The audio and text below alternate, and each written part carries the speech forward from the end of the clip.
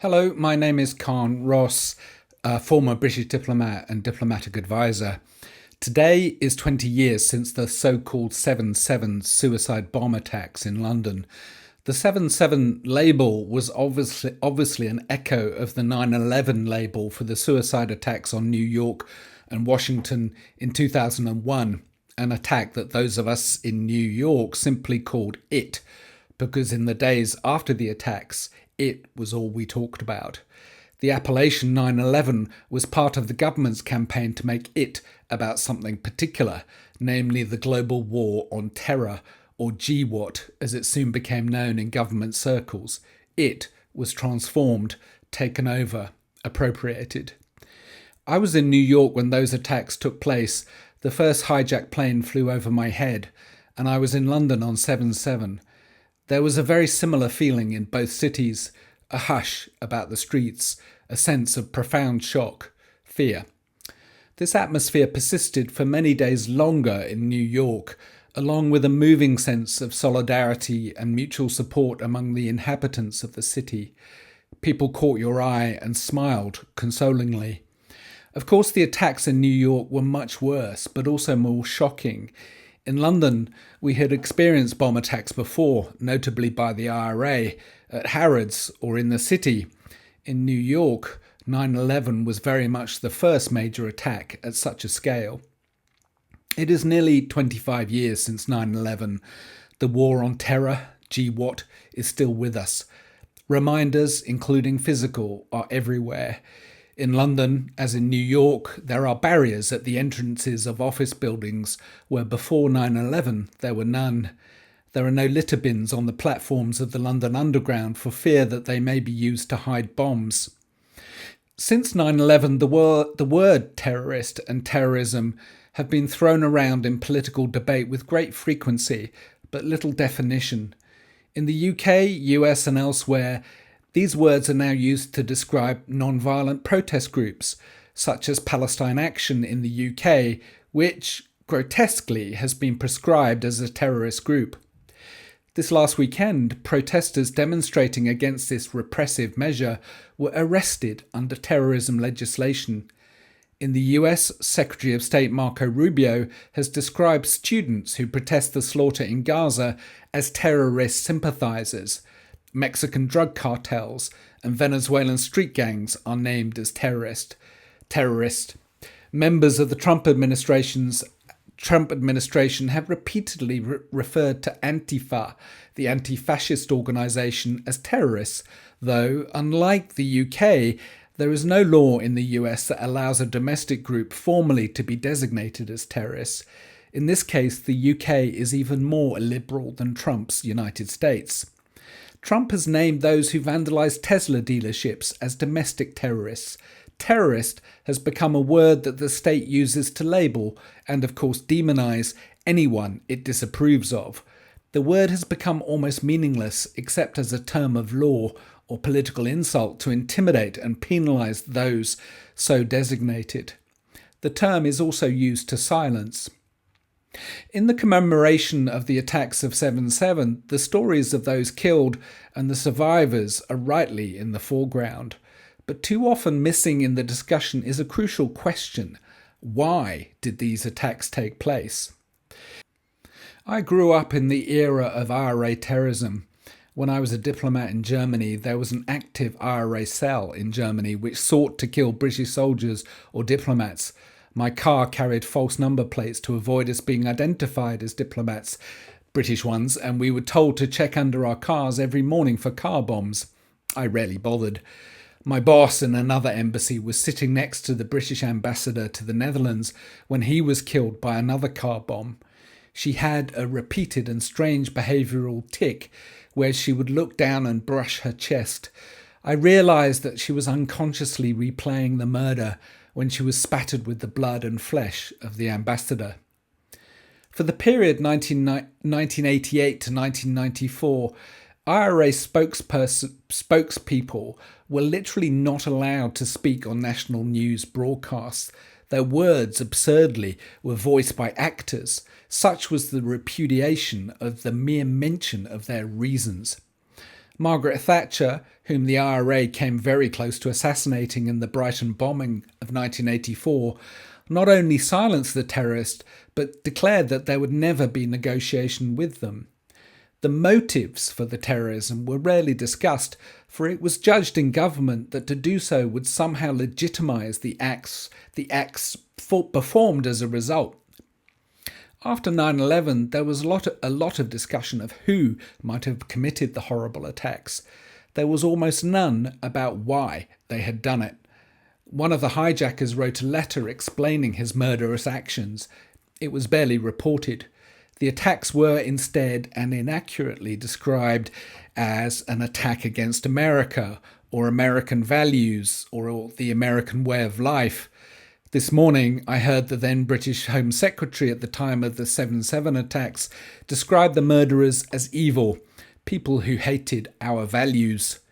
This was not, in fact, the reason for the 9/11 attacks, or it was only part of the reason, which had much more to do with US Middle East policy, in particular the occupation of Islam's holy sites by the illegitimate and corrupt rulers of Saudi Arabia, who were propped up by America. Likewise, the 7/7 attacks were, in part, motivated by the illegal 2003 invasion of Iraq by the UK and US, and their foreign policy in general, which the suicide bombers saw as hostile to Muslims.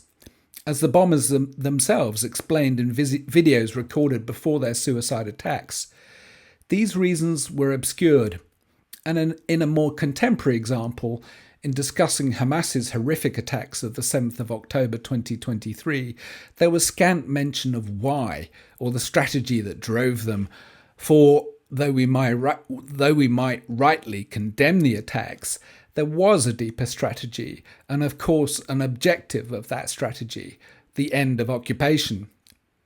When I was head of the Arab-Israel desk in the Foreign Office in the late 90s, Hezbollah was not designated as a terrorist organisation, but instead was seen as a resistance movement. Hezbollah originated in resistance against the Israeli invasions of southern Lebanon, and in particular the destruction and killings of civilians in Shia villages of the south. Today we don't talk about that. Hezbollah was only proscribed after intense political pressure from Israel.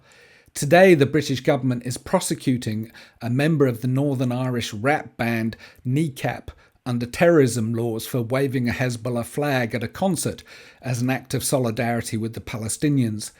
It doesn't need to be stated that this was a non-violent act, let alone an act of terrorism. And there is, of course, a reason for designating groups as terrorists. It is not only their methods, which may be horrible, or, as now with Palestine Action, non-violent, it is to suppress the truth of government's own part in the motivation of the terrorist. To admit Al-Qaeda was motivated by US Middle East policy would, in part, be to admit US government responsibility. To admit Hezbollah originated in resisting Israel's invasion of Lebanon would be to point to Israel's own culpability. And likewise, of course, the British government role in Northern Ireland in repressing the rights of the Catholic minority and that group's non-violent civil rights protests in an increasingly militarised repression that pushed the IRA towards greater and often indiscriminate violence. Eventually, the British government realised this fundamental truth, though it would never admit it publicly. In Northern Ireland, the British government for a long while publicly refused all negotiation with the IRA or their political representatives, Sinn Féin. In fact, the British government held secret contacts with the IRA and Sinn Féin for many years.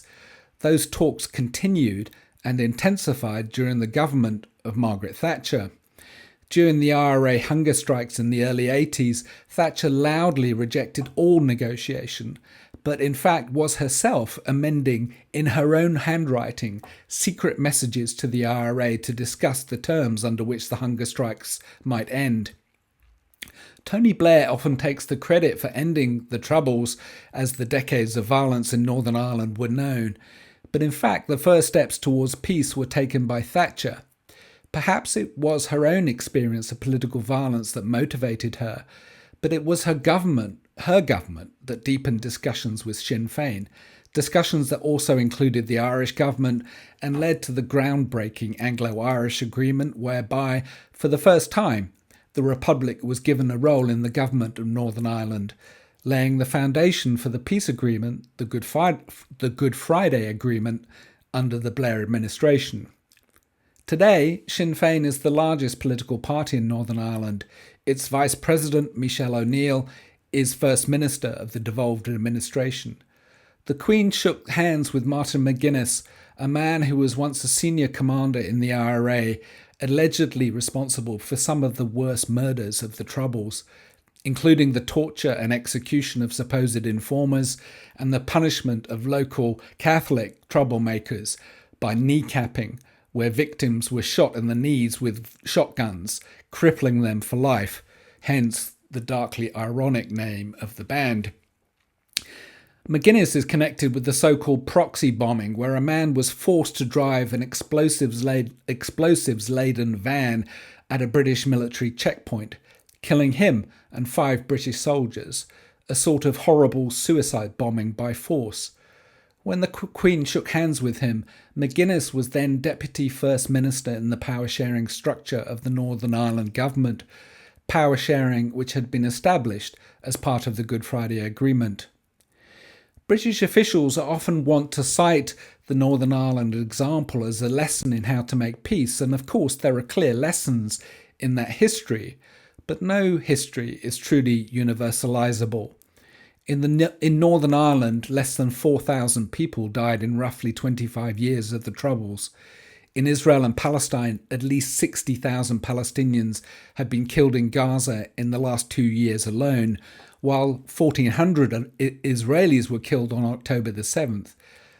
An estimated 135,000 Palestinians and 25,000 Israelis have been killed since the foundation of Israel in 1948, and more are being killed every day in Gaza. Every war, every history is different, often very different. It is too simplistic to transpose the singular lesson of one conflict to another. But as we remember a terrible day in London, we can, however, also note the foolishness of suppressing discussion of the motives of the terrorists. We can even question the use of the term terrorist, which is often used precisely to silence discussion of the root causes of conflict, when it is only by addressing those root causes that the violence will end, as the British eventually learned in Northern Ireland. Terrorism is a term that obscures far more than it clarifies, and this is clearly deliberate. The word is instead a tool of states, and often a tool of repression, not of terrorists, whose use of violence already renders them as criminal, but repression through criminalisation of those who non-violently seek for those causes to be addressed. The saying, "violence is the language of the unheard," is often attributed to Martin Luther King, who in fact said riot is the language of the unheard. But he made clear that you could not condemn violence without failing to condemn the causes of the despair and frustration of those whose voices are silenced. At the moment, and more, we only get the first part, the condemnation of violence. Its reasons, and they're always reasons, are expunged.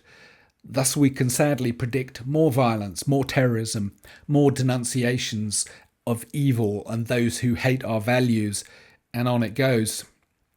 Unless there is a political consequence to the carnage of Gaza, such as the establishment of a viable Palestinian state, there will be a violent consequence somewhere, somehow. Of that, tragically, we can be sure. Just as there was a violent consequence to the slaughter of 500,000 Iraqis in the Bush-Blair invasion. Those consequences, visited on innocent commuters on London's trains and buses, were horrific and unjustifiable in any context, but so was the war. The word terrorism conceals this truth, and it is concealed because it is uncomfortable to the state and its leaders who perpetrated that crime. I am worried that the ubiquity of the term terrorism heralds a new era of state repression, whether by the US administration, the British government or the Saudi government, for instance, which uses the term as a kind of camouflage for the violent repression of its minorities and those who dare question the autocratic rule of the Al Saud family, including a journalist, for instance, recently murdered by the Saudi state, who used Twitter to raise his criticisms of that corrupt, repressive and undemocratic state. Putin calls the Ukrainian government terrorist, China likewise the Uyghurs. Supposedly democratic or authoritarian, terrorism is a word that greatly suits the purpose of the state in justifying its own actions, whether invading Ukraine, slaughtering Palestinians, or forcibly incarcerating hundreds of thousands of Uyghurs in concentration camps in Xinjiang. Something deeper is going on here. Governments, both autocratic or nominally democratic, for governments like the US and UK are less plausibly actually democratic by the day, are steadily but surely losing legitimacy. As the world becomes more chaotic and less ordered, and who needs convincing that it is, their credibility and authority is leaking away as their maintenance of order and control slowly but steadily erodes. And with that erosion, the foundation of their claim to legitimacy is undermined.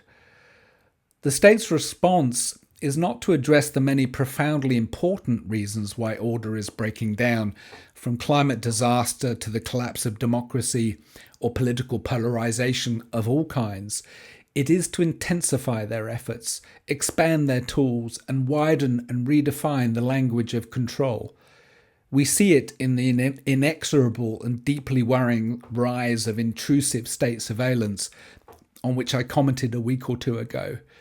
We see it in the repression of protest, whether in the US or UK or the Middle East.